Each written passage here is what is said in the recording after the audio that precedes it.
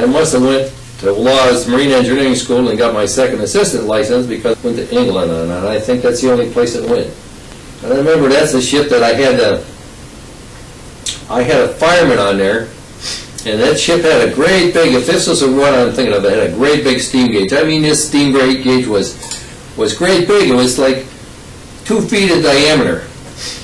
And the fireman used to only stand about 15 feet from the steam gauge, not even 15, not even 15 feet, 10 feet from the boilers, and the steam gauge was on the front of the boilers. So I remember walking over there one day. I was behind the generator, and I saw this fireman looking around. But you could see the fire room and the boiler room were all right there, see? And this fireman was looking around, and he kept looking and looking and looking, and I said, I wonder if he's looking for me. So I just stood there. I didn't move, but I just stood there in plain sight where he could see me. And then all of a sudden I see him turn around, and he run up to put his face about 2 feet from that steam gauge and looked at where that needle was on the steam gauge, and then he ran back and stood where he was standing before. See, so the guy couldn't see well enough to see that big steam gauge over there. He could see the gauge, but he couldn't see where the damn needle was. The guy was blinder than a bat. And I think that SS African Crescent. This was a real interesting trip, boy. This was one of my most interesting trips I think I ever had going to sea. So I got on the African Crescent as second assistant, and this was just I remember it was a one trip. This guy whoever the second assistant was off for a trip, and so I could just make one trip on it. And we went over to the west coast of Africa. We went to Liberia, I remember it was Nigeria, and to the Ivory Coast, and to another little country called Doheny. I remember we went to one of the ports. We went in Lagos, I think it was Lagos, Nigeria. We had to pay to get off the dock. The guy, the security guard on the dock wouldn't let you off the dock till you paid, either to get off or to get on. I can't remember which way it was. We went to a lot of little places.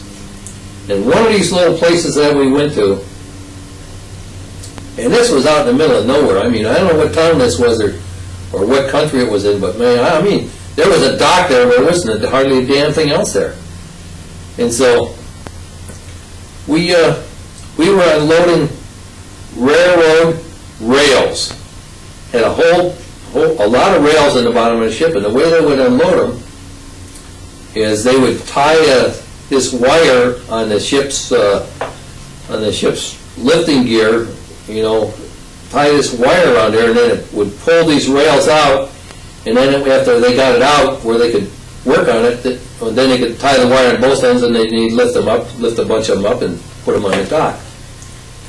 Well, I went into this little town there, whatever it was, and there was a bunch of bars there, because a lot of ships came into this dock. So I went into this little town there, and I was drinking, and I ran out of money. So I went back to the ship about, I don't know what time I went back, pretty late, and I was pretty sauced. And as I went on the ship, they were bringing this guy down on a stretcher, see? Or as I'm getting ready to leave, they're bringing this guy down on a stretcher, so I figured, well, I can get a ride in the back of this ambulance. They called the ambulance. They finally found out who to call the ambulance. Or they didn't have a fire department. They didn't have, any of that emergency stuff. A place, like I said, was in the middle of nowhere. I don't know where the hell it was from. You could get a cab ride out there. They had a phone you could call somewhere and get a cab ride. So I said, well, I'll ride into town in the ambulance. The hospital's got to be in town there. I'll get a ride in the ambulance. Well, the damn hospital wasn't in town. I got in the back of the ambulance with this guy, and I had khakis. I just had my khakis on. A lot of times I wore khakis aboard the ship. And I just had these khakis on because the ship's officers traditionally wore khakis. So I had these on, and I got in the back of the ambulance, and this ambulance drivers, they drove slow, and they drove over here, and I asked the guy, I said, was he bleeding? He said, well, I did see some blood, and I looked on the stretcher and everything. There was no blood anywhere. I couldn't see any blood. The guy just broke his leg. You could see his foot was way over. This was an old black guy, he was 40s, mid-40s or something. He had these real heavy khaki canvas pants on. So they drove him into the hospital, and I went in there and sit down, and you know, and I was going to try to get a ride from there. And the damn hospital was in the middle of nowhere. And this hospital is only a little bitty place, a little one-story, four or five rooms there or something, you know. And I really didn't have anything to do with any of this stuff that was going down. I didn't know much medical stuff. I had some stuff at the Boy Scout and they said look for blood and stop the blood. I did that. I didn't see any blood. But I didn't take the guy's pants off, which I should have done, you see. Because he was cut way up here in the groin area, and it cut this main artery in the groin area. And it was maybe 15, 20 minutes that we were going to that hospital. And here these ambulance drivers was driving real slow. So I figured, well, they know what the hell they're doing. They're supposed to know what they're doing. They're supposed to have some kind of training, but I guess maybe they didn't have any training either. Anyhow, I went in there, and pretty soon I saw the nurse. The nurse was there, and the nurse put this guy in the thing, and pretty soon she came out and called the doctor, and the doctor come running in there, and he come out about 5-10 minutes. The doctor came out and called me in his office, and he told me, he said, what the hell didn't you put a tourniquet or something on? And he said, that man bled to death. I said, well, I didn't have nothing to do with that. I said, I just wanted to go to town. I said, I didn't even see any blood. There was no blood there on the stretcher. I looked on the stretcher. There's no blood anywhere. And here the guy bled inside his clothes. You couldn't see it. So he bled to death right inside his own pants because the blood never even seeped out. So I didn't feel too good about that. I had a few good drunks on that. And then when we were coming, another story I did on this ship, when we were coming back, the ship got liquid latex, was carrying liquid latex in some tanks that they had there.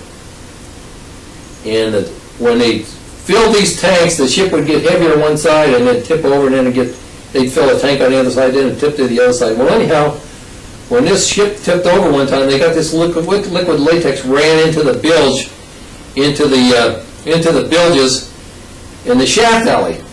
I asked the chief, I said, well, what should we do about this? He said, oh, just put a fire hose in there. He said, wash it out for a little bit. And he said, when it looks not too bad, he said, that's good enough. Said, it'll be okay. So I didn't know anything about liquid latex, and apparently he didn't either. So I washed it, put a pump in there and washed it out for the bilge pump, and you know, about 3 days out from the coast when we were going back to the U.S., for pumping bilges, we couldn't pump bilges. The bilge pump was getting hot. We couldn't pump bilges, so I went started investigating things, and here in the strainer for the bilge pump, it was all rubber that was just like gum. It was just like hard gum, and it was worse because it had this rubber consistency, you know. And this stuff was in every damn little thing in that bilge pump. We ended up taking the strainers out. We ended up taking we didn't have to take the pump apart, but it was just lucky that we didn't. We took the tops of valves off. We took all kind of stuff to try to keep this thing pumping. I got a lot of overtime out of it. The damn thing wouldn't pump the bilges, and this was a bilge pump that was used for the bilges for the engine room and the shaft alley and everything. And you know, we had a lot of water coming in there at different times. So anyhow, we worked like hell on that and got that straightened out. Finally got that fixed. But that wasn't any fun either. And then when we got back to the States, oh, and then there was a control that went bad on the feed pump for the boilers. So this feed pump for the boilers was they called the electric reciprocating pump.